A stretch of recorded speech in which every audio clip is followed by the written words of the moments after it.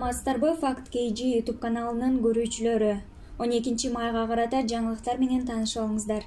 Баткенде сөгүнгөн агрессивдүү милиция кызматкерлерине чара көрүлөт. Жакшы жаңылык. Токтогул КЭСинде суунун көлөмү көбөйө баштады. Өзгөндө сел 8 жашар баланы алып кетти. Бакиевтердин баарын актаганга чейин убакыт берели. Садыр Жапаров токтоосуз колонияга кайтарылып, Жээнбеков кызмат ордуна келиши керек. Акылбек Жапаров Кыргызстан жоготкон акчаны чиновниктер төлөсүн дейт. Бишкекте жылуусу 17 майда өчүрүлөт.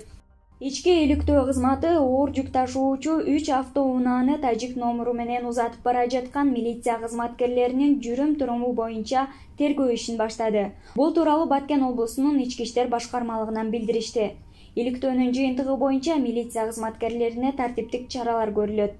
Эске салсак, милиция кызматкерлери агрессивдүү мамиле жасап, сөгүнүп, карапайым адамдарга кол салган. Баткенде жергиликтүү тургундар тажик номурлуу 3 оор унааларды токтотушкан.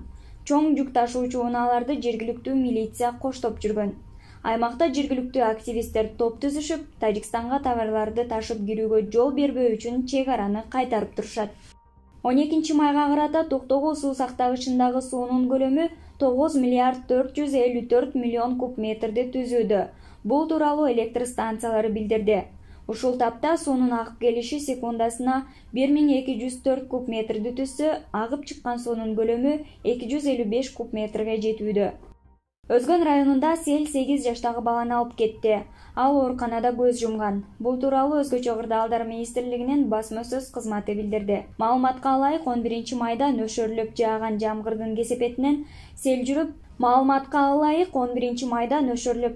жамгырдын кесепетинен сел жүрүп, коммунист Токтогул айылдарында жана Кирпичный аймагында жайгашкан үйлөрдүн корголорун каптаган. Большевик айылында, Акжар айыл аймагында да сел жүрүп, мал жайып жүргөн 2013 жылы туулган баланы агым алып кетти.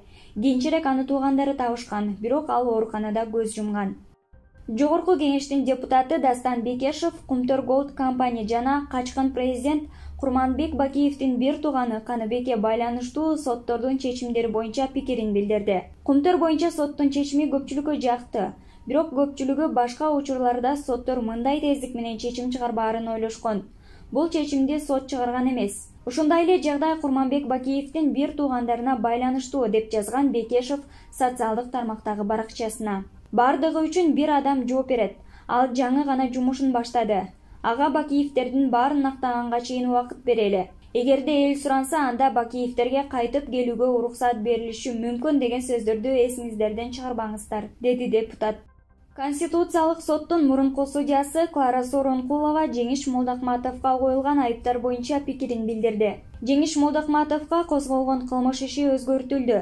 Эми ал Кыргыз Республикасынын Борбордук шайлоо комиссиясын добуш берүүнүн жыйынтыктарын жокко чыгарууга мажбурлоо максатында 2020 жылдын 5-6 октябрында массалык башаламандык уюштурган деп айыпталууда. Мындан кандай жыйынтык чыгат? Эгерде 5-6 октябрь окуялары кылмыш катары каралса, анда Садыр Жапаров токтоосуз колонияга кайтарылып, Сооронбай Жээнбеков президенттин кызмат ордуна кайра келиши керек. Парламенттик шайлоонун жыйынтыктары таанылып, Биримдик жана Мекенем Кыргызстан партияларына мандат тапшырылышы керек, деди Сооронкулова. 2013 жана 2020 жылдардагы келишимдерден улам Кумтөр боюнча Кыргызстандын жоготуулары 438 миллион долларды төздү. Бул тууралуу Жогорку кеңештин депутаты Акылбек Жапаров Кумтөрдүн иши боюнча мамлекеттик комиссиянын жыйынында билдирди. Ал белгилегендей, Кыргызстандын өкмөтү ар дайым Центара менен ар кандай келишимдерди түзүп жүргөн. Анын айтымында 2019 жылы түзүлгөн келишимден баштап гана өлкөнүн чыгымы 60,2 миллион долларды түзгөн. Айыппул салынгандыгына жана салыктардын алынгандыгына карабастан, өкмөттөр сүйлөшүүлөрдү жүргүзүп, Кыргызстандын кызыкчылыгын эске алышкан эмес. Жалпысынан 2013 жана 2020 жылдардагы келишимдерден улам Кыргызстандын жоготуулары 438 миллион долларды төздү. Бул сумма сүйлөшүүлөргө катышкан жана документтерге кол койгон адамдардын эсебинен алынышы керек, деди ал. Бишкекте 17 майдан тарта ысык суу берүү токтотулат. Бул тууралуу мэриянын басма сөз кызматы кабарлашты. Шаардагы үйлөргө ысык суу 17 июнга чейин берилбейт. Бул убакытта жылуулук тармактарын жана жылуулук системасына профилактикалык оңдоо иштери жасалат.